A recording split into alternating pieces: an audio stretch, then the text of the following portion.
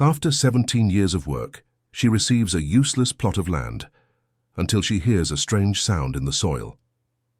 Dorothy Mitchell held the papers with trembling hands while her boss laughed in her face. 17 years of hard work, waking up at 4 in the morning to clean the offices of Anderson Construction Company, and that was her reward. "Mrs. Dorothy, you should be grateful," said Richard Anderson, adjusting his expensive tie as he looked at her with contempt. "This land is worth more than all the salary you've received over these years." "But Mr. Richard, what am I supposed to do with this land?" she asked, looking at the documents describing a lot on the outskirts of Bakersfield. "Nothing even grows there." The businessman shrugged as if the problem wasn't his. Dorothy knew that rocky, dry region well, where all you could see was cracked earth and scattered stones. It was the kind of place nobody wanted to buy, even for cheap. "You worked all these years without a formal contract, right?" continued Richard with a malicious smile. "So you can't complain about retirement or any of that. This land is already more than you deserve." His words hurt more than a punch to the chest. Dorothy had trusted the promise that she would be registered after the first year, but the years passed and the registration never came. Whenever she asked, Richard would invent a new excuse. "You promised you would register me," she said, feeling her voice falter. "Promise? I never promised anything. You misunderstood," he replied, turning his attention back to the papers on his desk. "Now, take these documents and get out of my sight. Tomorrow, I want someone else cleaning here." Dorothy left the office on shaky legs, holding the papers as if they were her life sentence. On the street, she had to lean against a pole to keep from fainting. At 68 years old, she was unemployed and with a plot of land that was worthless. The scorching Bakersfield sun punished her face as she walked home. She lived in a small rented house in the East Side neighborhood, where she paid $200 a month to Mrs. Gertrude, a lady even more cantankerous than herself. When she got home, she found her son Michael waiting at the door. He had driven 3 hours from Phoenix after hearing about his mother's dismissal. "Mom, I heard what happened," he said, hugging her tightly. "That man is a disgrace."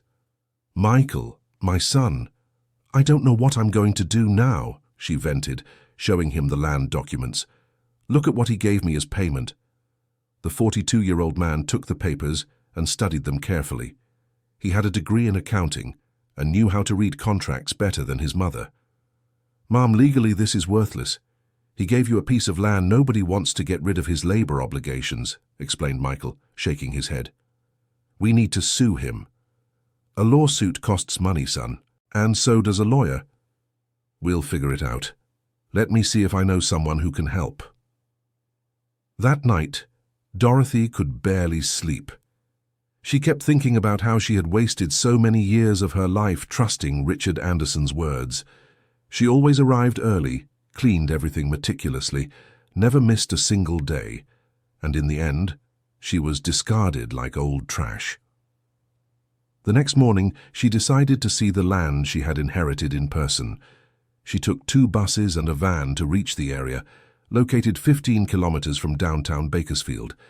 The place was exactly as she imagined, arid, full of stones, and without a single tree. "Holy Mother, what a place forgotten by God," she murmured, stepping onto the parched earth. The plot was approximately 1,000 square meters and bordered a dirt road. There was no electricity or running water in the area. Some skinny goats grazed on the sparse vegetation nearby, but even they seemed to have trouble finding something to eat. Dorothy walked through the property trying to imagine what she could do with it. Maybe build a simple little house and raise some chickens. But without water, it would be impossible. Maybe sell it to someone. But who would buy a place like that? That's when she heard the noise for the first time. It was a muffled sound, as if it came from beneath the earth. It seemed like a constant whisper, almost imperceptible. She stopped and paid attention, thinking it could be some buried animal or even her imagination. The noise came from the area at the very back of the property, where some larger stones were piled up. Dorothy approached and crouched down, putting her ear close to the ground. The sound was definitely there. Something was moving under the earth. "How strange," she said to herself, standing up and shaking her skirt to remove the dust. On the way home, she was intrigued by that mystery. During dinner, she told Michael about the strange noise she had heard on the property. "Mom, it must be some broken pipe or something," he said, not giving it much importance. "That area has been used for a lot of things. There could be debris buried there." "But son, the noise didn't sound like a broken pipe. It was different." "You're too worried about this. Let's focus on what matters, which is getting your labor rights." Michael had gotten the contact of a labor attorney who could help with the case. Attorney Daniel Carter had a small office downtown and was known for fighting for the rights of the humble. The next day, mother and son went to the attorney's office. Mr. Carter was a 50-year-old man with graying hair and prescription glasses who received them kindly. "Mrs. Dorothy, unfortunately cases like yours are very common," he explained, analyzing the few documents she had. "These business owners take advantage of workers' good faith." "Attorney, I kept some pay stubs over the years," she said, opening an old bag full of crumpled papers. "Excellent. That will help a lot. We'll file a labor lawsuit seeking recognition of the employment relationship and all resulting rights." Dear listener, if you're enjoying the story, please take a moment to leave a like and especially subscribe to the channel. It really helps us who are just starting out now continuing. While the legal process moved slowly, Dorothy began to visit the property more often. Something about that place intrigued her beyond the mysterious noise. Perhaps it was the feeling of finally owning a piece of land, even if it seemed useless. On one of these visits, she met Mr. Henry, a neighbor who lived in a small adobe house about 200 yards from her property. The 73-year-old man was sitting under a mesquite tree, watching his goats. "Are you the new owner of that piece over there?" he asked, pointing with his chin toward Dorothy's property. "Yes, I am, Mr. Henry. Dorothy Mitchell. Pleased to meet you." "Henry Thompson, at your service. You know that property has an interesting history, right?" Dorothy approached, curious to hear what the neighbor had to tell. "What history, Mr. Henry?" "About 15 years ago, some folks from the city used to come here to do some strange things. They brought trucks full of debris and dumped it all over there. The people here complained, but they had official papers saying they could." "Debris? What kind of debris?" "A little of everything. Construction waste, pieces of wall, stone, old sand. They kept doing that for about 2 years. Then they stopped and never came back." The information left Dorothy even more intrigued. Could the noise she heard have something to do with that buried debris? She decided to investigate on her own. In the following days, she returned to the property armed with an old hoe she had bought at a used tool store. She began digging in the area where the sound seemed most intense, near the pile of larger rocks. The work was heavy for a woman of 68. The earth was hard as stone, and the sun beat down without mercy. But Dorothy had a determination born of much suffering accumulated over a lifetime. After a few hours of digging, her hoe hit something solid. She dug around and discovered pieces of concrete buried about half a meter below the soil. The more she dug, the more rubble she found. "Mr. Henry was right," she murmured, wiping the sweat from her face. It was then she noticed something important. The noise grew louder when she dug. It was as if something was trying to make its way through the buried debris. When she told Michael about the discovery, he grew worried. "Mom, stop this obsession with that lot. You're going to hurt yourself digging that hard ground." "Son, I'm sure there's something important down there. The sound gets stronger every time I dig." "What sound, Mom? I've been there with you twice and didn't hear anything." It was true. For some reason, Michael couldn't hear the noise she heard clearly. This made her feel even more lonely and misunderstood. Attorney Carter called a few days later with news about the lawsuit. "Mrs. Dorothy, I've gotten some interesting information about Anderson Construction Company. They have a history of labor problems. This strengthens our case." "That's good, Mr. Carter, and how long will it take?" "Labor lawsuits can take 1 to 3 years, depending on the appeals the other side files. But don't worry, we have a solid case." 3 years seemed like an eternity to someone her age. Dorothy began to wonder if she would live long enough to see justice done. Meanwhile, she continued her excavations on the lot. She had already removed a considerable amount of rubble and was starting to form a sizable pile of concrete pieces, broken bricks, and other construction debris. It was on a Thursday morning that she made a discovery that would change everything. She was digging in a new area, a bit farther from the rocks, when her hoe broke through a hole in the ground. Suddenly, a small amount of crystal-clear water gushed out. Dorothy stood frozen for a few seconds, not believing what she saw. Water. Clean, transparent water, springing from the arid soil of her lot. "Good Lord," she exclaimed, kneeling to touch the water with her hands. The water was ice-cold and had a pure taste, unlike anything she had ever tasted. The noise she had heard for weeks finally made sense.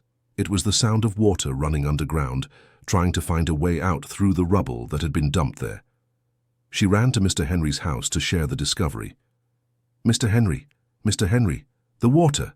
There's water on my lot." The neighbor came out, thinking she was unwell. "Calm down, Mrs. Dorothy. What water? Come see. There's a spring on my lot." The two hurried back to the spot. Mr. Henry was speechless, seeing the water springing from the hole she had dug. "Mrs. Dorothy, this here is a blessing from God," he said, moved. "We've suffered from water shortages here for 15 years. Our wells dried up long ago. Do you think this water is really good?" "By its color and smell, it seems excellent, but you'd better have it tested to be sure." Dorothy immediately called Michael, who arrived in less than 2 hours bringing some empty bottles to collect water samples. "Mom, I can't believe this," he said, watching the small trickle of water springing from the soil. "How did you know there was water here?" "It was the noise, son. It was the sound of water trying to get out through the rubble." Michael shook his head, impressed by his mother's intuition. He collected several samples and promised to take them for analysis in Phoenix. The results arrived a week later and brought an even bigger surprise. The water was not only safe for consumption, but also had an interesting mineral composition, rich in magnesium and other elements beneficial to health. "Mom, this could be worth a lot of money," said Michael, studying the lab report. "Quality mineral water is $1 million business." "It's not about money, son. It's about justice." Dorothy was right. That discovery wasn't just about wealth, but about an injustice being corrected by fate.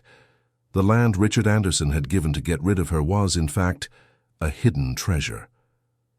But the joy was short-lived. A week after the water discovery, Dorothy received an unexpected visit. 2 men in suits showed up at her property on a Monday morning. One of them introduced himself as a representative of Anderson Construction Company. "Are you Dorothy Mitchell?" asked the taller one, a bald man around 50. "I am. And who are you?" "My name is Charles Morgan. I'm an attorney for Anderson Construction Company. This is my colleague, engineer Robert Hayes." Dorothy felt a chill in her stomach. She knew that visit brought nothing good. "We came to talk about an irregularity in the documentation for this property," continued the attorney, taking some papers out of his briefcase. "What irregularity? All the documents are in order." "Actually, they are not. There's a technical problem in the description of the property boundaries. The part where you are digging does not belong to the lot you received." "That's a lie," exclaimed Dorothy, feeling her anger rise. "Ma'am, please, remain calm. We are willing to resolve this amicably. My client is offering $5,000 for the return of the land." $5,000. An amount that could solve many problems in her life, but which represented only a fraction of what that land was really worth now. "I am not selling anything to that wretched man," she replied, crossing her arms. "Ma'am, I understand your anger, but I recommend you think carefully. If this goes to court, it could take years to resolve." "And are you really at an age to be fighting in court?" The veiled threat made Dorothy even more furious. They were trying to use her age against her, as if being elderly was synonymous with being incapable. "You can leave now. I am not selling anything." The 2 men exchanged glances and withdrew, but not before the attorney left a final message. "Ma'am, my client does not usually accept no for an answer. Think carefully about our offer." As soon as they left, Dorothy called attorney Daniel Carter to tell him what had happened. "Mrs. Dorothy, this is a clear attempt at intimidation. They know you discovered something valuable and want to get the land back." "Mr. Carter, can they really challenge the ownership of my land?" "They can try, but it would be very difficult. The documents you have are legitimate. What they're doing is psychological pressure. And now what do I do?" "Go on with your life as usual and document everything. If they come back with new threats, call me immediately. Dorothy followed the attorney's advice, but worry wouldn't leave her in peace. She began to notice she was being watched. Strange cars drove slowly down the dirt road when she was on the property. Sometimes she saw men standing far off, observing her activities. The psychological pressure was working. She began having trouble sleeping and lost her appetite. Michael noticed his mother's state and decided to spend a few days in Bakersfield to keep her company. "Mom, we need to make this water discovery public. The more people who know, the harder it will be for them to do anything against you." "What do you mean, son?" "Let's go see the people at the local newspaper, the radio station. Let's tell the woman's story. A worker exploited for 17 years who discovers mineral water on the land she received as payment." Michael's idea was good, but Dorothy was afraid of the exposure. She had always been a private person who preferred to solve her problems away from prying eyes. "I don't know, son. I don't like this business of being in the spotlight." "Mom, this isn't about being in the spotlight. It's about protecting yourself. If your story becomes known, they won't be able to do anything to you without everyone finding out." After much thought, Dorothy agreed. Michael managed to schedule an interview with the local radio station and another with the regional weekly newspaper. The story came out in Friday's edition with the headline, "After 17 years of exploitation, housekeeper discovers spring on land received as payment."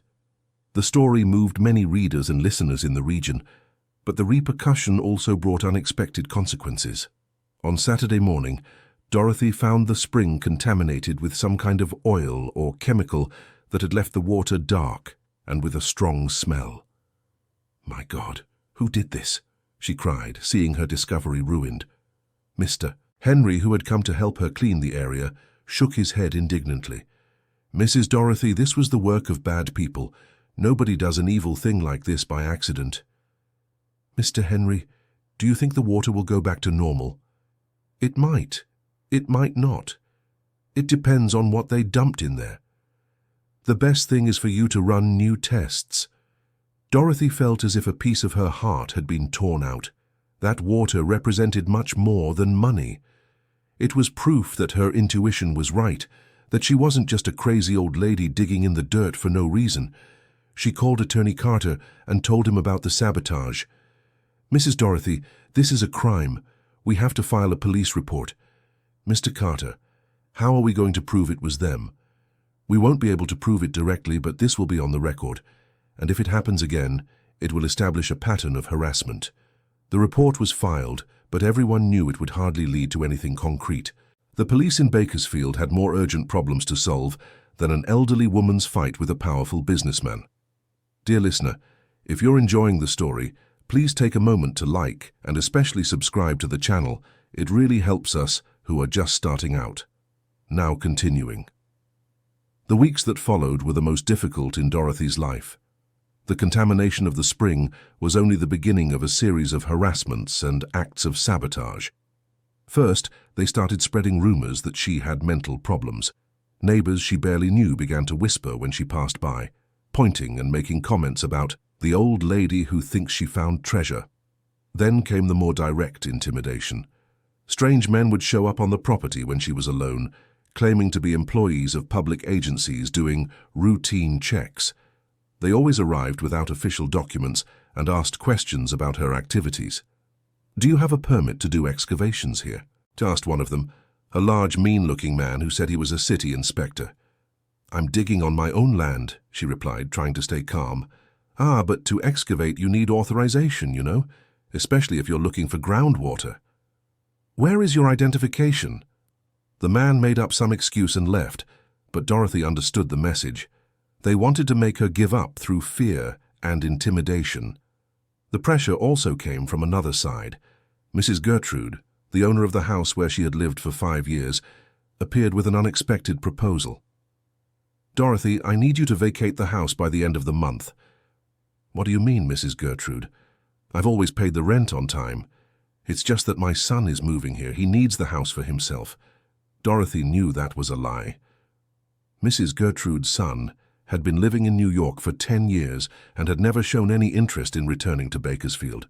It was just more pressure for her to give up everything and leave town. "You can't just put me out like this out of nowhere. I have rights." "Of course I can. The house is mine. I put whoever I want inside."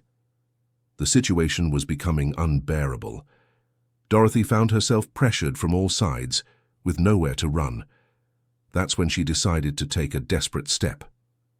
"Michael, I'm going to live on the land," she announced to her son during a phone call. "Mother, have you lost your mind? There isn't even a house there. How are you going to live in the middle of the woods?" "I'll build a small adobe house, like Mr. Henry's. He said he'll help me." "Mother, for God's sake, you're 68 years old. You can't live in primitive conditions." "Son, I have no choice. Here in the city they're pressuring me until I leave. At least on the land, no one can take it from me." Michael tried to dissuade her, but he knew well his mother's stubbornness once she made a decision. He decided to support her the only way possible, by helping to build a decent shelter. "All right, Mother, but let's do things properly. I'll hire a mason to build a small but decent house." "You don't need to, son. Mr. Henry and I can manage." "Mother, this is non-negotiable. If you're going to live there, it has to be in a real house." In 2 weeks, a simple but solid little house was ready on Dorothy's land. It had 2 small rooms, a basic kitchen, and a bathroom. Michael installed solar panels for power and a small generator for emergencies. The move was painful. Dorothy was leaving behind the life she knew in the city to live in an isolated area, with no close neighbors besides Mr. Henry. But she also felt a freedom she hadn't experienced in a long time. "Mrs. Dorothy, you are a brave woman," said Mr. Henry, helping her arrange the few pieces of furniture in the new house. "At my age, I wouldn't have the courage to start over like this." "Mr. Henry? When you have no choice, courage appears on its own." In the first weeks living on the land, Dorothy discovered things about herself she hadn't known. She had practical skills she'd never needed to use in the city. She learned to fix minor electrical problems, tend a small vegetable garden, and even repair leaks. But most of all, she rediscovered her connection to the land. She woke early to watch the sunrise and went to bed early, following the natural rhythm of the days. The simple life brought an inner peace she hadn't felt in decades. The spring, which had been contaminated, began to clean itself naturally after a few weeks. The water started flowing crystal clear again, as if the land itself was healing from the attacks it had suffered. "Nature is wise, Mrs. Dorothy," commented Mr. Henry, watching the clean water flowing again. "It knows how to heal itself when we let it." Then, unexpected help arrived. To be Frank Peterson, a retired geologist from the State University, had read about the case in the newspaper and decided to offer his knowledge for free. "Mrs. Dorothy, I would like to conduct some studies on your land, if you'll allow me," he said, an elegant man of about 60 who had appeared one Tuesday morning. "What kind of studies, Doctor?" "Hydrogeological studies. I want to understand where this water comes from and what the spring's real potential is." Dr. Peterson brought specialized equipment and spent 3 days taking measurements and collecting samples on the land. The results surprised him. "Mrs. Dorothy, you don't have a simple spring. You have access to a considerable aquifer that was artificially blocked." "What do you mean, Doctor?" "The debris they dumped here wasn't by accident. Someone knew about the existence of the groundwater and wanted to prevent its natural access to the surface, probably to increase the value of other properties in the region."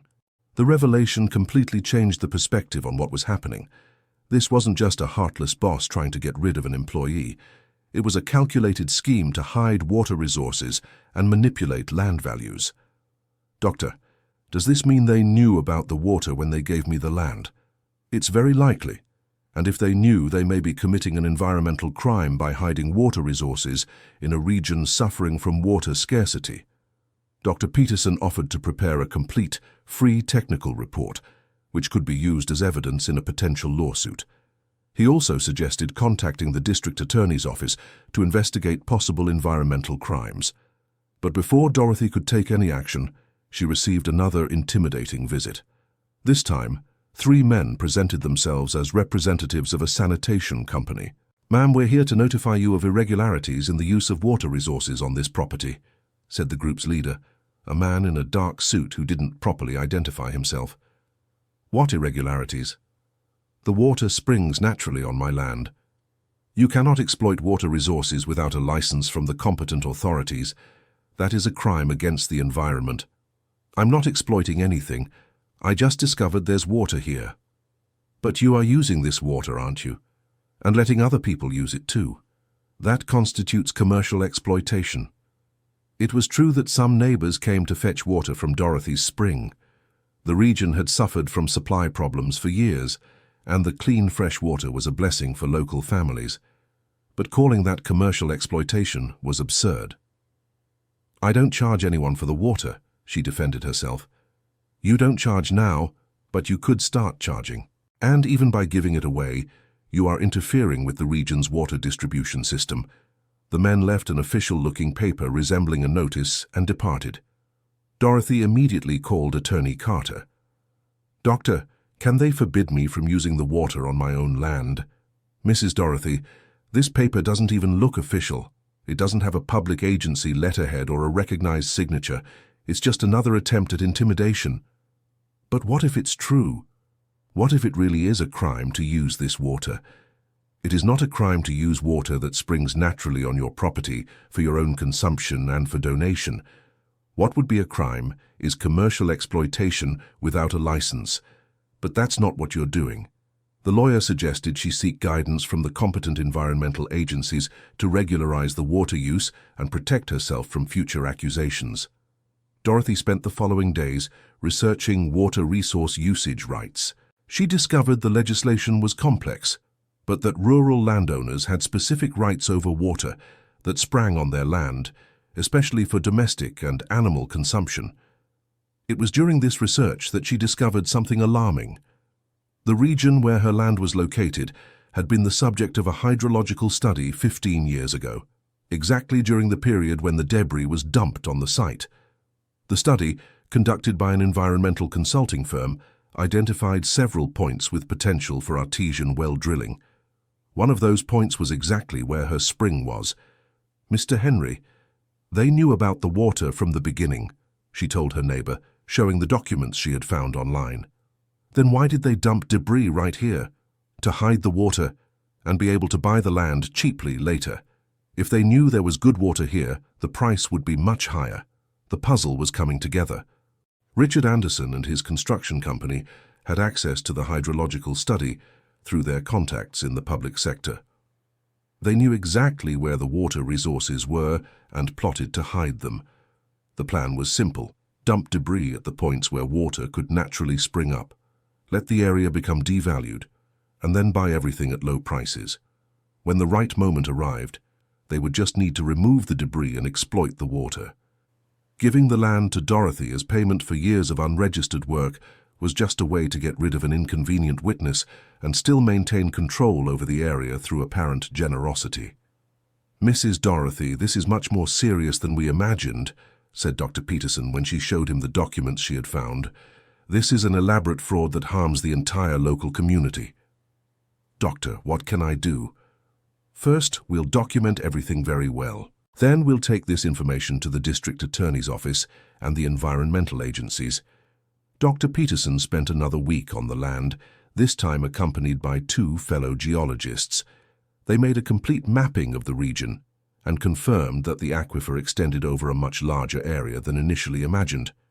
"Mrs. Dorothy, this here could supply thousands of people," he said, showing the maps they had produced. "It's an extremely valuable resource in a semi-arid region like this." The study results were compiled into a 50-page technical report that demonstrated not only the importance of the discovered water resources, but also the evidence that they had been deliberately hidden. When the report was ready, Mr. Carter scheduled a meeting with the prosecutor responsible for the environmental area. District Attorney Richard Foster was a young man, recently arrived in Bakersfield, but with a reputation for being thorough and determined. "Mrs. Dorothy, this case has elements of environmental crime, fraud, and labor exploitation," he said after analyzing all the documentation. "We will open a full investigation." "Mr. Foster, I just want justice to be done," she replied, moved to finally see her complaints being taken seriously. You can be sure it will be. And more, we will take measures to protect you from any kind of retaliation. The district attorney's office opened a civil inquiry and ordered official experts to conduct new studies on the land. They also requested information from the Internal Revenue Service about Anderson Construction Company's activities over the last 20 years. The investigations revealed an even broader scheme. The construction company had used the same strategy in other locations in the region, always relying on privileged information about natural resources. The pattern was always the same: dump debris, buy devalued land, and then exploit the hidden resources. But this time the scheme had gone wrong. Dorothy had not sold the land as expected, and her stubbornness in digging the earth ended up revealing the whole crime. While the investigations were underway, life on the land brought unexpected discoveries for Dorothy. The spring water, after being tested by official laboratories, revealed properties even more interesting than initially imagined. Besides being rich in minerals beneficial to health, it had exceptional organoleptic characteristics, taste, odor, and appearance superior to most mineral waters marketed commercially. "Mrs. Dorothy, you're sitting on a gold mine," joked Dr. Peterson when the results came in. This water could be bottled and sold as premium mineral water. But Dorothy was not interested in personal enrichment. Her fight had started for justice and would continue to be about that. "Doctor, if this water is so good, then it should be available for those who need it, not for those who can pay." The fame of Dorothy's miracle water began to spread through the region. People came from far away to fetch a few liters of the crystalline water that sprang from her land. She never charged anything, only asked that each person bring their own container. Her neighbors also benefited. Mr. Henry no longer had to worry about a lack of water for his animals. Other families in the region began visiting the spring regularly, always respecting the rules Dorothy had established: free water for domestic use, resale prohibited. But the generosity brought unexpected problems. Water trucks began appearing at the site, trying to collect large quantities of water to resell in the city. Dorothy needed to install a fence around the spring and set visiting hours. "Mrs. Dorothy, you need help controlling this here," suggested Mr. Henry, observing the line of people that had formed one Saturday morning. "Mr. Henry, I don't want to turn this into a business, but I also can't let them take advantage of the situation." The solution came through Dr. Peterson, who suggested creating a community association to manage the water resources. The idea was to involve the community itself in the protection and sustainable distribution of the water. "This way, Mrs. Dorothy, you maintain control but share the responsibility," he explained, "and you prevent ill-intentioned people from taking advantage of the situation." The St. Rita Spring Users Association was created with 15 initial members, all residents of the area. Dorothy was chosen as the lifetime president, but important decisions would be made in assembly. The association's first decision was to establish clear rules for water use. Each family could withdraw up to 50 liters per day for free. Larger quantities only with board authorization and special justification. They also decided to create a fund for the maintenance and protection of the spring. Those who could and wanted to could contribute voluntarily, but the contribution would never be mandatory. Dear listener, if you are enjoying the story, please take a moment to leave a like and especially subscribe to the channel. It helps us a lot as we are just starting out. Now continuing. The association's work soon caught the attention of non-governmental organizations operating in the region. The NGO Living Waters, which developed drinking water access projects in the arid areas, offered technical and financial support to improve the infrastructure around the spring. "Mrs. Dorothy, your work is an example for the entire region," said Carol Henderson, the NGO's coordinator. "You have shown that it is possible to manage natural resources in a community-based and sustainable way." With the NGO's support, a small treatment station was built that guaranteed water quality even during periods of higher demand. Public drinking fountains and a gravity-fed distribution system for the nearest houses were also installed. The project caught the attention of the state press. A team from Channel 7 California went to Bakersfield to do a report on Mrs. Dorothy's Spring, as it had become known in the region. The report aired on a Sunday night and had a great impact. Dorothy received dozens of calls from people wanting to know her story and offering support in various ways. But the exposure also brought negative consequences. Richard Anderson, who until then had avoided direct confrontations, decided to go on the legal offensive. He filed a lawsuit claiming the land had been given on loan, not as a donation, and that he wanted it back. "Mrs. Dorothy, this is a desperate maneuver," explained Attorney Carter when he analyzed the new lawsuit. "The documents you have prove it was a donation, not a loan." "Mr. Carter, but can they manage to take the land back?" "It's very difficult, but we will have to defend ourselves. They are trying to confuse the judge with technicalities." The legal battle intensified in the following months. Each side presented dozens of documents, witnesses, and technical arguments. Richard Anderson hired one of the most expensive law firms in Phoenix, while Dorothy had only Mr. Carter and the pro bono support of a few specialists. During this period, the intimidation started again. Strange cars began circulating through the area once more, and unknown people were asking questions about the association's activities. There were even attempts to contaminate the spring again, but this time the community was organized and vigilant. "Mrs. Dorothy, they are getting desperate," observed Mr. Henry. "That's a sign that you are winning." "Mr. Henry, sometimes I wonder if all this suffering is worth it. I'm already 69 years old. I could be resting in a rocking chair." "You can rest whenever you want, but after you win this war. Because this isn't just for you, it's for all of us." Mr. Henry was right. The struggle had ceased to be personal and had become a symbol of resistance against exploitation and injustice. People from across the region were following the unfolding case and rooting for Dorothy's victory. The turning point came when the district attorney's office investigations uncovered documents that proved the scheme to conceal water resources. Corrupt public officials had provided privileged information to the construction company in exchange for bribes. "Mrs. Dorothy, now we have concrete proof that there was a criminal scheme," informed District Attorney Richard Foster during a meeting in his office. "We are going to charge everyone involved." Criminal charges were filed against Richard Anderson and 8 other people, including City Hall employees and officials from the State Water Resources Agency. The accusations included crimes against the environment, corruption, forming a criminal organization, and labor exploitation. The impact of the charges was devastating for the public image of Anderson Construction Company. Clients cancelled contracts, suppliers suspended business, and banks blocked loans. Within a few months, the company that was once the most powerful in Bakersfield was on the verge of bankruptcy. Richard Anderson tried one last move. He offered a multi-million-dollar settlement for Dorothy to drop all legal actions. "Mrs. Dorothy, my client is offering $500,000 to end all disputes," said his lawyer during a mediation hearing. $500,000, an amount that would completely change her life and allow for a comfort she had never imagined having. But accepting would mean allowing the crimes to go unpunished. "Counselor, you can tell your client that I do not sell my dignity," she replied, looking firmly at the lawyer. "Ma'am, think carefully. Justice could take many more years. At your age..." "At my age, I've learned there are things more important than money." The settlement was refused, and the lawsuit followed its normal course. But the refusal caused an unexpected rift in Dorothy's family.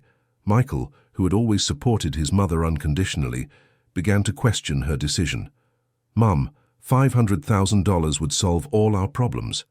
You could have a peaceful old age with all the comfort you deserve." "Son, peace of mind can't be bought. If I accept this dirty money, I'll never be able to sleep peacefully again." "But Mom, you've already made your point. Everyone recognizes you were wronged. You don't need to continue this fight." "Michael, this fight isn't just mine. It's for everyone who has ever been exploited by people like Richard Anderson." The disagreement with her son was one of the most painful things Dorothy experienced during the entire saga. Michael even went nearly 2 months without visiting her, hurt by what he considered his mother's excessive stubbornness. It was during this period of family estrangement that Dorothy found support from an unexpected source. Other women who had been through similar situations. Mrs. Martha, a 72-year-old woman who had been exploited for decades as an unregistered domestic worker, sought out Dorothy after seeing her story on television. "Dorothy, I wanted to thank you for fighting for all of us," she said, holding her new friend's hands. I never had the courage to face the employers who stole from me my whole life. Mrs. Martha, it's never too late to seek justice. For me it is, dear. But seeing your courage, I feel a little avenged too. Other women came forward with similar stories. Maids, nannies, cooks, cleaners. They had all spent decades working without registration, without rights, without dignity. Dorothy's struggle had become a symbol for all of them. You give me the strength to keep going, Dorothy said during an informal gathering they organized at the association. When I think of giving up, I remember I'm not fighting just for myself. The support of the other women helped Dorothy overcome the difficult time with Michael. It also made her realize her fight had a much larger social dimension than she had initially imagined. Attorney Carter had the idea of turning the case into a class action, representing all the domestic workers who had been exploited by Anderson Construction Company over the years. Mrs. Dorothy, we found at least 15 women who worked for the construction company under conditions similar to yours, he explained. If they all join together, we'll have a much stronger case. The class action was filed 6 months later, representing 17 domestic workers who had been exploited by the company. The total amount sought exceeded $2 million. Richard Anderson realized he was losing control of the situation. His attempts at intimidation had failed, his criminal schemes were being exposed, and now he faced a class action that could destroy him financially. It was then that he made his last and most desperate mistake. He tried to bribe the judge overseeing the case directly. Mr. Foster, I've received a serious allegation, said Judge Frank Morris during a private conversation with the prosecutor. Someone offered me money to decide the case in favor of the construction company. Sir, that is a very serious crime. We will open an investigation immediately. The bribery attempt was the final blow to Richard Anderson's defense. In addition to all the other crimes, he now also faced charges for active bribery. His lawyers abandoned the case and he was left practically defenseless. The trial for the environmental crimes and corruption took place in a packed courtroom. Dorothy was one of the key witnesses, and her testimony moved everyone present. Your Honor, I do not seek revenge. I seek justice, she said, speaking into the microphone with a steady voice. Justice for me, and for all the women who were exploited as I was. Justice for the nature that was harmed. Justice for the community that was wronged. Richard Anderson was sentenced to 8 years in a closed prison for environmental crimes, corruption, and labor exploitation. He was also ordered to pay a collective compensation of $3 million to the exploited workers. Anderson Construction Company was fined $5 million for the environmental crimes and ordered to fund the recovery of all areas where it had illegally dumped debris. When the sentence was read, Dorothy cried for the first time throughout the entire process. They were not tears of sadness, but of relief. Finally, after 3 years of struggle, justice had been served. Michael was present at the hearing and reconciled with his mother at that moment. Mum, forgive me for doubting you, he said, hugging her tightly. You were right. There are things more important than money. Son, you don't need to apologize. You just wanted to protect me. But now I understand that you were protecting yourself the only way you knew how, fighting for the truth. The legal victory brought national recognition to Dorothy's story. She was invited to speak at universities about labor rights and environmental protection. She received awards from human rights and environmental organizations. But what moved her the most were the letters she received from working women from all over the country, telling their own stories of exploitation and thanking her for giving a voice to so many who had always remained silent. With the compensation money, Dorothy created a fund to support domestic workers in vulnerable situations. The fund offered free legal assistance and professional training courses. I received this blessing when I needed it most, she explained during the fund's launch. Now I want to share it with other women who are going through what I went through. The spring continued to gush crystal clear water, now protected by law as an environmental heritage of the region. A small park was built around it, with ecological trails and an area for environmental education. Dorothy, at 71, became a reference in sustainability and social justice. But she continued to live in the same simple little house on the property, waking up early to tend the vegetable garden and receiving visitors who wanted to know her story. "Mrs. Dorothy, don't you think about moving to a bigger, more comfortable house?" asked a journalist during an interview. "What for, dear? Here I have everything I need, peace, dignity, and the purest water in the world springing from my land." Mr. Henry, now 76, continued to be her closest neighbor and faithful companion on morning walks around the property. Mrs. Dorothy, who would have thought that land that seemed like a curse would turn into the greatest blessing of our lives. He reflected on one of those walks. "Mr. Henry, I learned that blessings sometimes come disguised as problems. We just need the courage to dig deep and find the truth." Dr. Peterson continued to visit the site regularly, now accompanied by geology students who came to study the aquifer. The spring had become a natural laboratory for research on water resources in semi-arid regions. "Mrs. Dorothy, your water is helping us better understand how to preserve water resources throughout the southwestern United States," he explained during one of these visits. "Your discovery has scientific impact far beyond this region." The St. Rita Spring Users Association grew and became a model for other communities. It had over 100 members and managed not only water distribution, but also sustainable agriculture projects and ecological tourism. Mr. Carter, who had worked practically for free throughout the legal battle, refused any payment from the compensation. "Mrs. Dorothy, working on your case was one of the greatest honors of my career," he said. "Cases like this remind us why we chose to be lawyers. Mr. Carter, you should at least accept something. You worked so hard. My reward is seeing you victorious and continuing to help other people. That is priceless." Dorothy's story inspired the creation of stricter laws for the protection of water resources and labor rights in the state of California. It also led to the creation of a state regularization program for domestic workers. "Mrs. Dorothy paved the way for important changes in our society," said the governor during a ceremony where she received the title of honorary citizen of the state. "Her courage has benefited thousands of people who don't even know her." But for Dorothy, the greatest prize continued to be the sound of water flowing freely on her land. It was the sound of justice served, truth revealed, dignity restored. Every morning, she rose early to watch the sunrise reflecting on the spring's surface. It was her moment of gratitude and reflection on the journey she had traveled.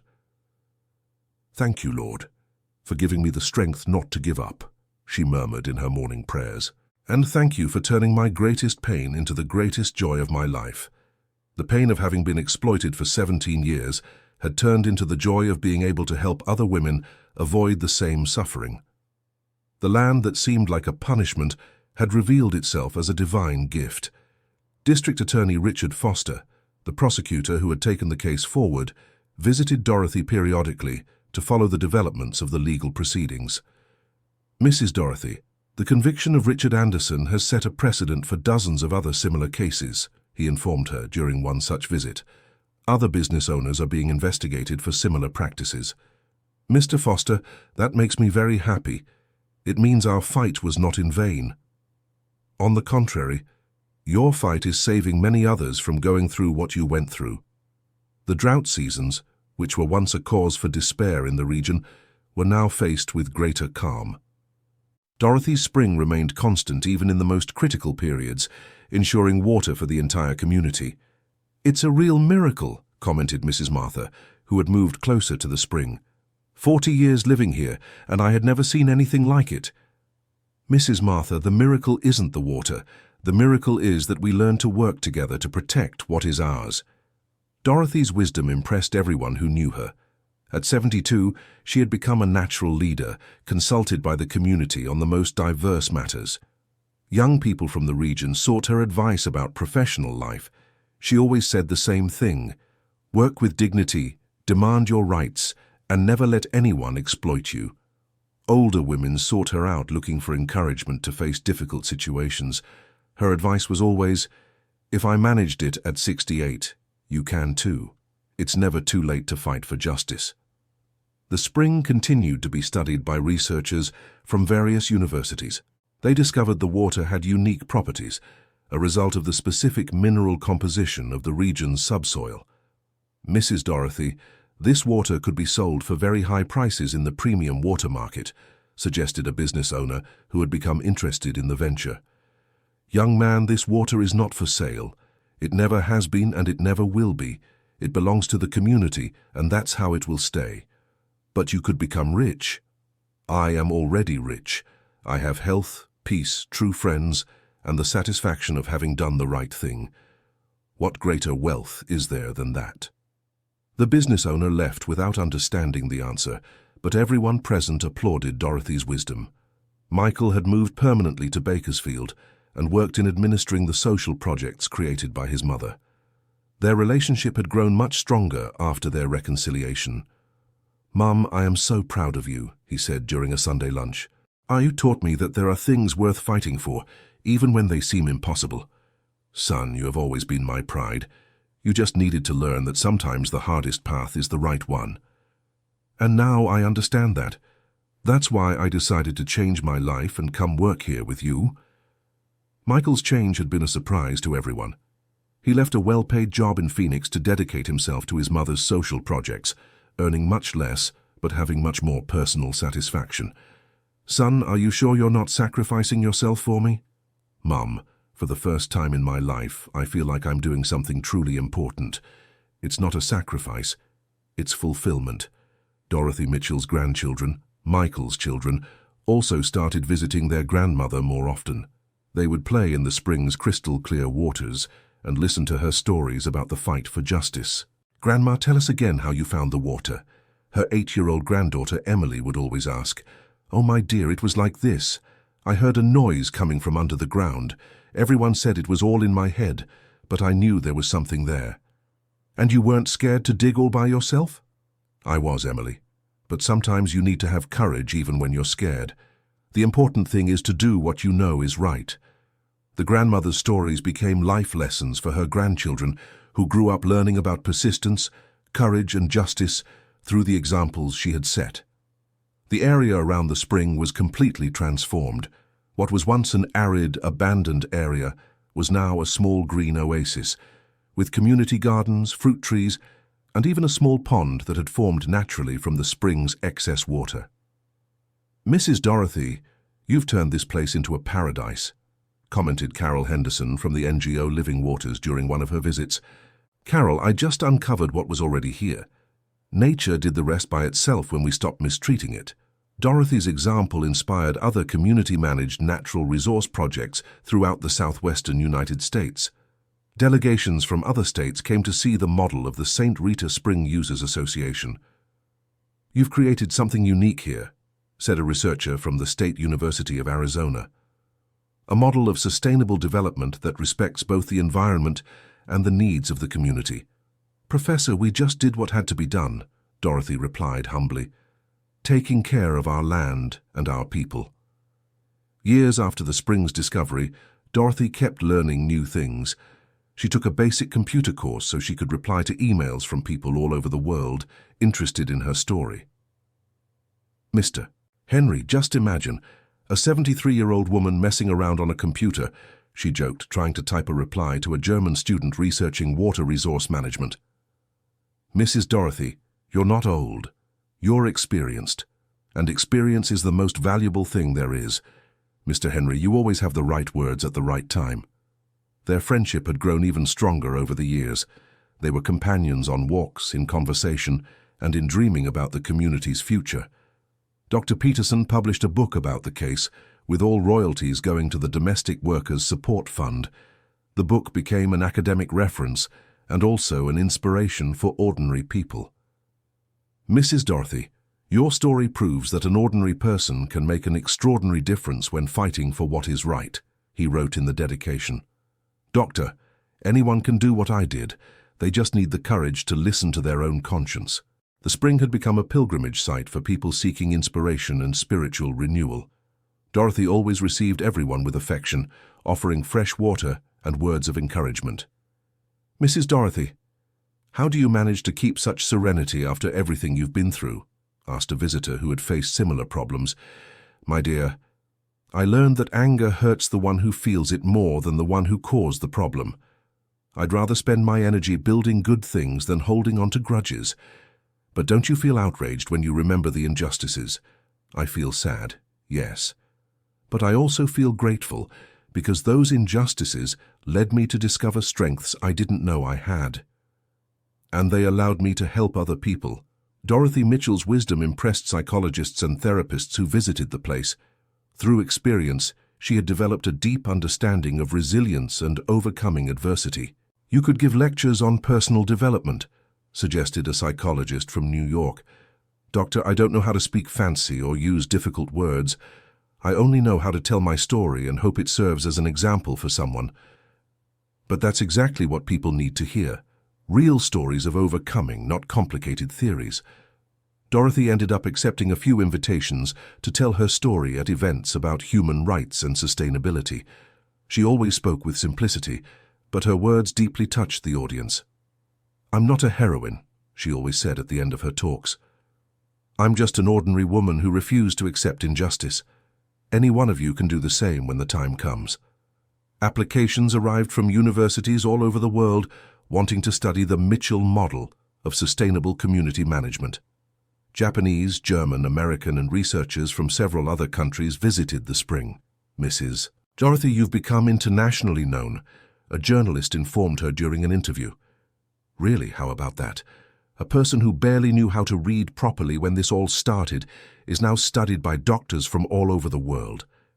How do you feel about this transformation?" "I feel responsible, because now I can't make mistakes. A lot of people are watching and expecting us to keep doing things the right way." The responsibility didn't weigh on her as a burden, but as a motivation to always keep striving for excellence in everything she did. The Springs management model was adapted and implemented in more than 50 communities across the United States. Each one maintained its local characteristics, but followed the basic principles established by Dorothy: democratic management, free access for basic needs, and environmental protection. "Mrs. Dorothy, you planted a seed that has sprouted in dozens of places," said the State Secretary of the Environment during an official visit. "Doctor, good seeds always find fertile ground to grow. The important thing is to plant with love and care for with tenderness." The secret to the model's success was its simplicity and humanity. It didn't depend on complex technologies or high investments, but on people's ability to organize around common goals. Richard Anderson, serving his sentence in the Riverside Penitentiary, never accepted defeat. He sent several letters to Dorothy asking for forgiveness and offering money in exchange for a favorable word with the justice system. "Mrs. Dorothy, what do you think about responding to his letters?" asked Attorney Carter. "Mr. Carter, I've already forgiven him in my heart, but forgiving doesn't mean forgetting or making things easy. He needs to serve his sentence and learn from the mistakes he made." "Don't you want to see him suffer?" "No, Mr. Carter. I want him to reflect and change. If he leaves prison a better person, then justice will have truly worked." Dorothy's magnanimity impressed everyone. She had transformed pain into wisdom and suffering into compassion. Some of the former employees of Anderson Construction Company, who had lost their jobs after the company's bankruptcy, sought out Dorothy, asking for help to restart their lives. "Mrs. Dorothy, I know I have no right to ask for anything, but could you give me a chance?" "Son, the past is in the past. If you want to work honestly, I can try to help you." She helped several of them find new jobs or start small businesses of their own. Some became her most loyal collaborators in the social projects. "Mrs. Dorothy, why do you help people who worked for the one who harmed you?" "Because they were just earning their bread. The boss was to blame, not the employees." Her ability to separate people from situations, to forgive without forgetting, to be firm without being cruel, made her a respected and beloved leader.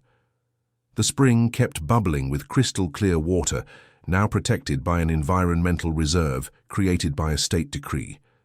The Dorothy Mitchell Ecological Reserve covered 500 acres and housed several species of plants and animals typical of the drylands. "Mrs. Dorothy, how do you feel having an ecological reserve named after you?" "I feel honored, but also worried. Now I have to make sure that name is always remembered for good things. The reserve became an ecotourism destination, generating income for the entire region. Family run-ins, restaurants with regional food, and craft shops sprang up in the surrounding area, always respecting the established environmental regulations. "You have turned this region into a benchmark for sustainable development," said the Secretary of the Interior during the reserve's official inauguration. "Secretary, we just showed that it's possible to grow without destroying, that it's possible to prosper by caring for nature, not by wiping it out. Dorothy's example influenced public policies in several states. Stricter laws for the protection of water resources were passed using her case as a reference." "Mrs. Dorothy, you have become a national reference in sustainability," said a congressman during a public hearing on water resources. "Congressman, I just became a stubborn old woman who wouldn't accept injustice. The rest was a consequence." Her humility contrasted with the greatness of her achievements. At 75, she still lived in the same simple little house, waking up early to tend her garden and receiving visitors with fresh water and wise words. "Mrs. Dorothy, don't you think about writing a book telling your story? Honey, I barely know how to write properly, but if someone wants to write it for me, I'll tell everything gladly." Several writers offered to write her biography. She chose a young local journalist who promised to donate part of the profits to the Domestic Workers Support Fund. The book became a national bestseller and was translated into several languages. The film based on the story was in production, with a famous actress playing Dorothy. "Mrs. Dorothy, how do you feel seeing your life turned into a movie? It's strange, isn't it? But if it serves to inspire other people to fight for their own rights, then it's worth it." Fame never changed her essence. She remained the same simple and wise woman who had discovered water where everyone saw only stone. Mr. Carter, now a state congressman, always consulted her on bills related to workers' rights. "Mrs. Dorothy, you are my unofficial advisor. You are my... Your ideas always make more sense than the experts. Doctor, I am indeed an expert in the suffering of the poor. An expert in other things, I am not. But that's exactly the experience that's missing in the offices. That's why I always come to seek your opinion." Dorothy became a respected voice on social issues, always defending the most vulnerable and fighting against all forms of exploitation. Mr. Henry, now 80 years old, remained her most faithful companion. Together, they walked every morning around the spring, observing how life had blossomed in that place which once seemed barren. "Mrs. Dorothy, when we first met, who would have thought it would come to all this?" "Mr. Henry, life is full of surprises. We just need to be open to receiving them. And have the courage to fight for them, right? That too. But mainly have faith that things can change for the better, even when everything seems lost." Dorothy's faith had become contagious. People from all over came to the spring, not just for pure water, but also for a renewal of hope and courage to face their own challenges. "Mrs. Dorothy, what would you say to someone going through a difficult situation like the one you went through?" "I would say don't give up, that sometimes the solution is right under our feet, but we only find it if we keep digging, and that you should never, ever accept being treated with disrespect." Her simple words carried the strength of someone who had lived every one of them. They weren't just advice, but testimonies of life.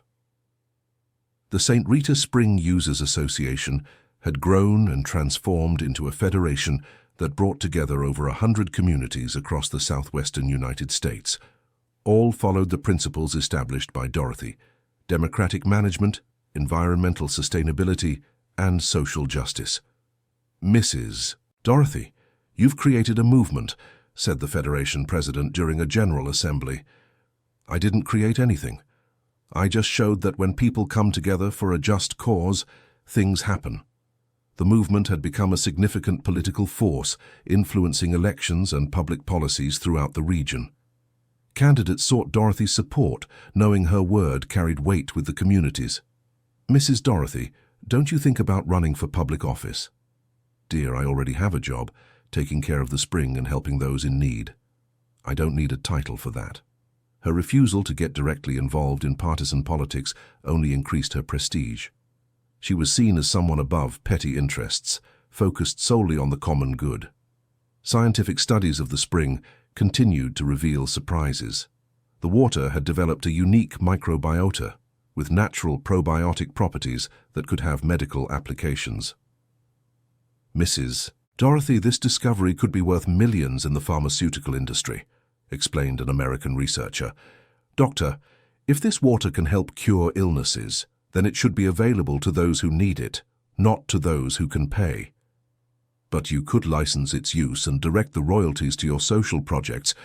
Doctor, I don't understand much about these things, but if it's to help more people, then let's talk. After many meetings and expert consultation, an international foundation was created for research and development of medicines based on the spring's microbiota. All profits would be directed to social projects in underprivileged communities. Mrs. Dorothy, you are about to revolutionize natural medicine, said the foundation director. Doctor, I just want this blessing God gave me to keep helping people. If it's through medicine, even better. The news that Dorothy's water could generate new medicines attracted worldwide attention. Business people, scientists, and governments offered fortunes for exclusive access to the spring.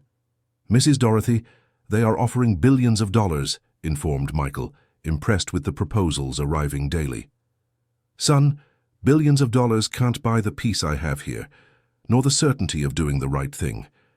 But Mum, with that money we could help millions of people. Michael, we are already helping millions of people, and doing it the right way without selling out to anyone. Dorothy's wisdom in refusing tempting offers further strengthened her image as an ethical and incorruptible leader.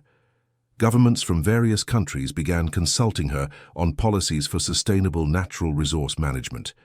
Mrs. Dorothy, how do you manage to resist all these temptations? Asked an international journalist. Son, when you've had everything taken from you once, you learn the value of what truly matters. And money is never at the top of the list. And what is at the top of the list? Dignity, respect, family, true friends, and the satisfaction of sleeping peacefully knowing you did the right thing. Her simple yet profound answers were quoted in universities and leadership seminars around the world.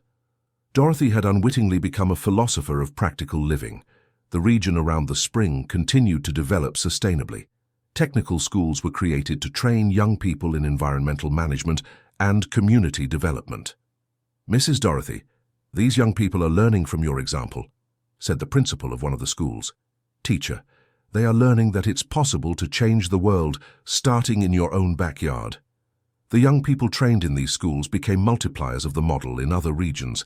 They took the knowledge they gained to distant communities, always citing Dorothy as their inspiration. Mrs.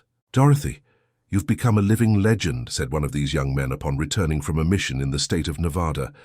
Son, legends are for those who have already passed on. I'm still here, learning every day. But you've inspired so many people, and you inspire even more people. That's the beautiful part, seeing that the seed keeps sprouting in new soil. The chain of inspiration had become a global movement. Communities in Africa, Asia, and Latin America adapted Dorothy's principles to their local realities.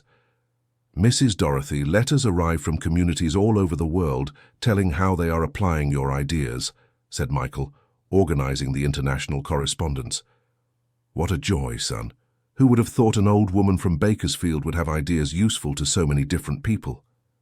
Mother, your ideas are universal because they speak of things all human beings understand: justice, dignity, solidarity. At 77, Dorothy remained active and sharp. She woke up early, tended her garden, received visitors, and participated in the community's important decisions.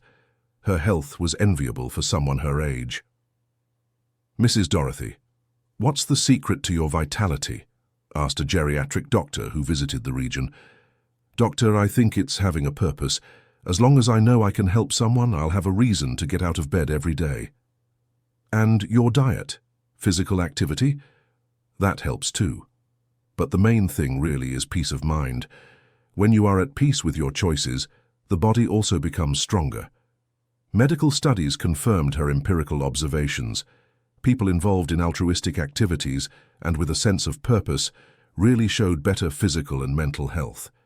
The spring had become a natural laboratory, not only for environmental studies, but also for research on longevity and quality of life. Mrs. Dorothy, you could be the subject of research on healthy aging, suggested a geriatrician. Doctor, if it helps other elderly people live better, they can study me all they want. Her willingness to contribute to scientific knowledge resulted in several studies that showed the importance of social engagement for healthy aging. Dr. Peterson, now 70 years old, continued coordinating the environmental research in the region. He had published more than 50 scientific articles based on studies of the spring. Mrs. Dorothy, our collaboration has yielded more scientific knowledge than many million-dollar laboratories, he said during one of his visits. Doctor, so it's true what they say, that nature is the best teacher. Exactly. And you were our best student, learning to read the signs the land was giving. The signs that Dorothy had known how to interpret decades ago continued to be studied by scientists trying to understand how she had managed to detect the presence of water through sound. Mrs. Dorothy, how did you know the noise was coming from water? Asked an acoustics researcher. Son, I didn't really know. I just felt there was something down there, call it intuition, experience, luck. The name doesn't matter. But there must be some scientific explanation. There might be, but sometimes science hasn't yet discovered how to explain things we already know in our hearts. Her folk wisdom continued to surprise academics accustomed to seeking theoretical explanations for everything. Dorothy represented a form of knowledge that science was rediscovering. The importance of intuition and practical experience. The visitor center built near the spring received delegations from universities, governments, and international organizations practically every day. Dorothy always made a point of personally welcoming the most important groups. Mrs. Dorothy, how do you find the time to receive so many people? My dear, welcoming people who want to learn is a pleasure, not a chore. Besides, I also learn a lot from them. What do you learn? That the world's problems are very similar no matter where we are, and that the solutions also tend to be similar. People of goodwill working together. Her simple observations often generated valuable insights for international development and public policy experts. The UN invited Dorothy to participate in a world conference on water resources. It would be her first international trip at 78 years old. Mrs. Dorothy, you're going to represent the United States at a UN conference, said Michael, moved by the invitation. Son, representing the United States is a great responsibility. Am I prepared? Mother, if there's anyone in the world prepared to speak about sustainable water management, it's you. The trip to New York was a transformative experience for Dorothy. Seeing representatives from nearly 200 countries gathered to discuss problems similar to those she had faced made her realize the global dimension of her local struggle. Ladies and gentlemen, I am just a simple woman from the interior of the United States, she said in her UN speech. But I've learned that when we stand up for what is right, it doesn't matter if we are big or small, rich or poor. Justice has no size or nationality. Her speech, delivered without a prepared text and with characteristic sincerity, moved the audience and was considered one of the most impactful of the conference. Mrs. Mitchell, your speech was deeply moving, said the UN Secretary-General in English through a translator. Tell him I am happy if my words touch someone's heart, because they came from the heart, she replied. The impact of her participation at the UN was immediate. Countries from all continents requested technical cooperation to implement the Dorothy model in their rural communities. Mrs. Dorothy, you have become a global reference, said the US ambassador to the UN. Ambassador, the world needs simple examples of how to care for nature and people at the same time. If my story serves that purpose, then all the suffering was worth it. Back in the United States, Dorothy received a warm welcome at the Phoenix airport. Hundreds of people, especially working women, came to honor her return. Mrs. Dorothy, Mrs. Dorothy, people shouted, waving signs and flowers. My goodness, what kind of welcome is this? She asked, moved. You represented all of us out there, said a domestic worker. You showed that poor people have value too. Emotion overwhelmed Dorothy. Once again, she realized her personal struggle had become a symbol of dignity for millions of people. Back in Bakersfield, she found the spring more beautiful than ever. During her one-week absence, The community had organized a volunteer effort to further beautify the gardens around it. "Mr. Henry, you didn't have to do this," she said, observing the newly planted flowers. "Mrs. Dorothy, we wanted you to find everything beautiful when you returned. You honored our community out there. Mr. Henry, it is you who honored me by continuing to care for everything with such affection." The harmony of the community around the spring contrasted with the conflicts Dorothy saw around the world. There, people of different ages, social classes, and political opinions worked together for the common good. "Mrs. Dorothy, what is the secret to maintaining such unity in the community?" asked a sociologist studying the phenomenon.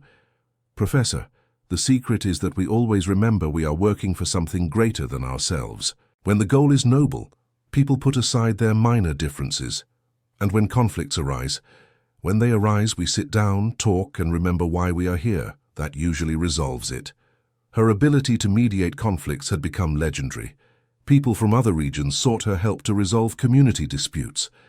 "Mrs. Dorothy, how do you always find a solution that leaves everyone satisfied?" "My dear, I don't try to leave everyone satisfied. I try to find what is fair for everyone. Sometimes that doesn't leave anyone completely happy, but it leaves everyone at peace." Her philosophy of mediation was studied by conflict resolution experts who admired her ability to focus on the essential and ignore the superfluous. The years passed and Dorothy continued to be an active force in the community. At 80 years old, she still woke up early, tended the garden, and received visitors with the same energy as always. "Mrs. Dorothy, don't you think about slowing down?" asked a doctor concerned with her intense schedule. "Doctor, when I slow down, my heart will understand it's time to stop beating. I prefer to stay active for as long as God allows." Her vitality continued to impress everyone. It seemed her life's purpose gave her inexhaustible energy. Michael, now 55, gradually took on more responsibilities in managing the projects, always under his mother's wise guidance. "Mom, I wish you would move more into the consultant field and less into the execution field." "Son, a consultant is someone who sits at a desk giving opinions. I like to be where things are happening." "But you've already proven everything you had to prove. You can let others execute your ideas." "Michael, ideas only work when you follow up to see if they're being executed properly. You can't just hand them off to others and expect them to work out." Her hands-on dedication remained a defining characteristic. Even occupying a position as a world-respected leader, she never lost direct contact with the practical work. The spring continued to gush crystal-clear water, now protected by a complex monitoring system that ensured its preservation for future generations. Technology had arrived at the site, but always respecting the natural harmony of the environment. "Mrs. Dorothy, how do you see this coexistence between tradition and modernity here at the spring?" "My dear, tradition and modernity can be friends when modernity serves to protect tradition, not destroy it. And when they come into conflict? Then we sit down and talk to see which of the two is better serving the people and nature. Usually the answer becomes clear." Her wisdom for balancing progress and preservation was consulted by governments and companies facing similar dilemmas in their projects. Attorney Carter, now a United States Senator, continued consulting Dorothy on legislative bills related to social and environmental rights. "Mrs. Dorothy, your practical sense is worth more than all the technical opinions I receive," he said during one of his visits. "Doctor, technical expertise is important, but practical experience is essential. What good is a perfect law on paper if it doesn't work in real life? That's why I always seek your opinion before voting on important bills." Her influence on American politics was indirect but significant. Several legislators consulted her regularly, knowing her endorsement carried weight with social movements. The global movement inspired by her story continued to grow. Communities in Africa were implementing water management systems based on her principles. Women's groups in Asia were organizing cooperatives following her example of community organization. "Mrs. Dorothy, a letter arrived from a community in Kenya telling how they are applying your ideas there," said Michael, translating the international correspondence. "What a joy, son! Who would have thought a little squabble over a piece of land in Bakersfield would help people on the other side of the world?" "Mom, it wasn't a little squabble. It was a fight for justice that inspired millions of people. Maybe so, Michael, but to me, it's still about doing what's right, no matter the scale of the consequences. Her humility in the face of the magnitude of her achievements continued to enchant everyone who knew her.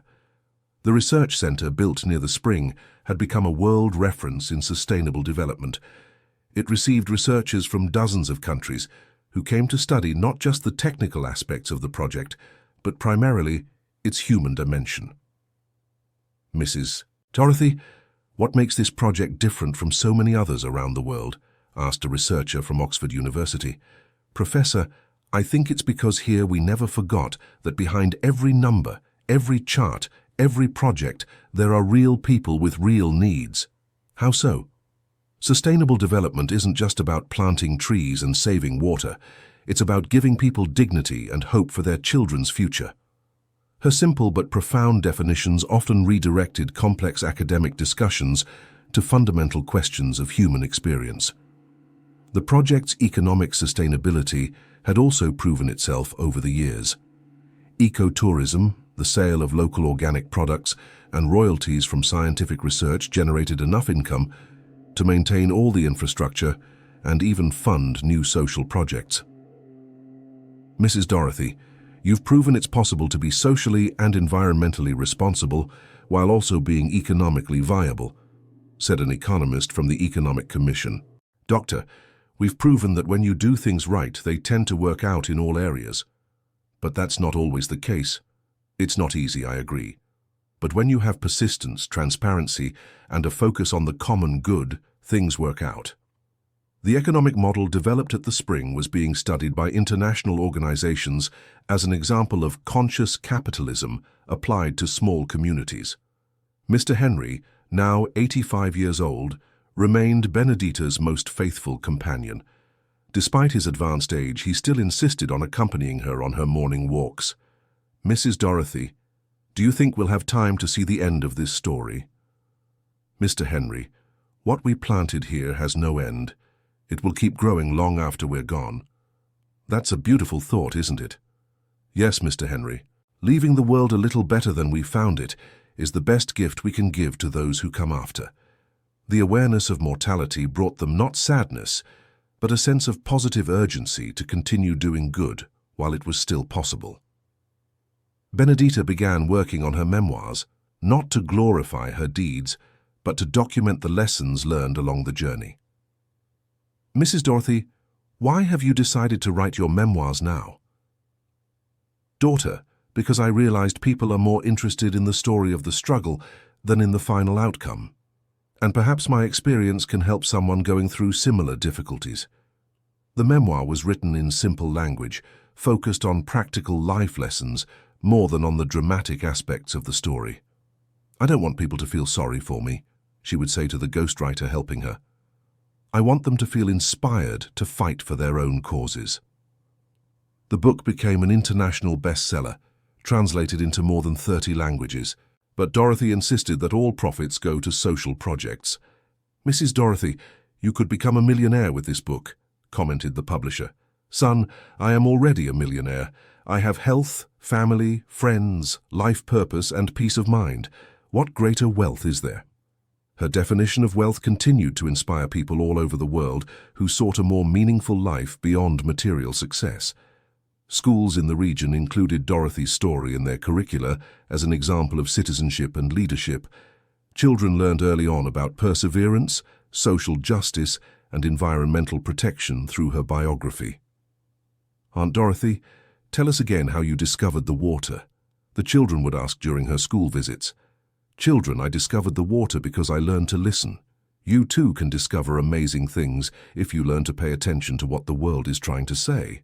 Her ability to translate complex concepts into child-friendly language made her a natural educator, admired by pedagogues and teachers.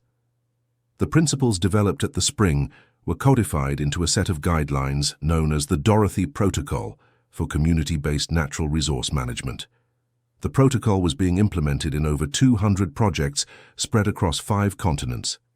Mrs. Dorothy, your name is literally changing the world, said a representative from the United Nations Development Program. Young man, it's not my name changing anything. It's the people of goodwill who are using these ideas to make a difference in their communities. But you were the one who inspired all this. I was just the first. The credit belongs to everyone who kept the idea moving forward. Her insistence on sharing the credit reflected a genuine humility and a deep understanding that lasting change depends on collective efforts. At 82, Dorothy was diagnosed with a heart condition that required special care. For the first time, she had to accept limitations to her intense routine. "Doctor, how much time do I have?" she asked the cardiologist directly. "Mrs. Dorothy, with proper care, you could live many more years, but you need to slow down." "And without proper care?" "Well, it would be risky to maintain this intense routine." "Doctor, I'd rather live 2 years doing what I love than 10 years in a rocking chair waiting for time to pass." Her conscious choice of quality over quantity reflected a mature philosophy on aging and purpose. Michael was worried about his mother's decision, but respected her autonomy. "Mother, at least accept help with the heavier tasks." "All right, son, but I don't want to be treated as an invalid. As long as I can contribute, I will contribute. And when you can't anymore, then I will teach. Teaching is another way to contribute." Her gradual transition from doer to mentor was done with wisdom and elegance, without losing the active essence that always characterized her. The medical diagnosis was kept confidential to avoid unnecessary commotion, but Dorothy began discreetly preparing her succession in the projects. "Mr. Henry, we need to start preparing the younger ones to run things on their own," she said during one of her walks. "Mrs. Dorothy, you're talking as if you were leaving tomorrow." "Not tomorrow, Mr. Henry, but one day we will leave and the work needs to continue without us." Her pragmatism about mortality wasn't morbid, but responsible. She wanted to ensure the legacy would be preserved and developed by future generations. The succession planning revealed a lesser-known aspect of Dorothy, her ability to identify and develop leaders. She had cultivated a generation of young leaders who had not only technical competence, but also the ethical values necessary to carry on the work. "Mrs. Dorothy, how did you manage to train so many competent leaders?" "My dear, leadership isn't taught in books. It's taught by example and by the trust you place in people." "How so?" "You show how it's done by doing it. Then you let them try, even if they make mistakes. And when they make mistakes, you don't give up on them, you teach them again." Her informal leadership development methodology was being studied by business schools as an alternative model to traditional methods. The spring continued to be the symbolic and practical heart of the entire operation. Even with her more fragile health, Dorothy made a point of visiting it daily, even if only for a few minutes.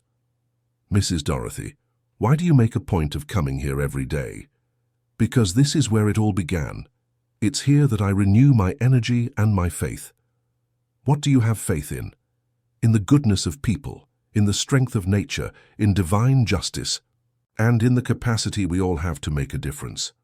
Her faith, built through experience and overcome suffering, radiated a serenity that affected everyone around her.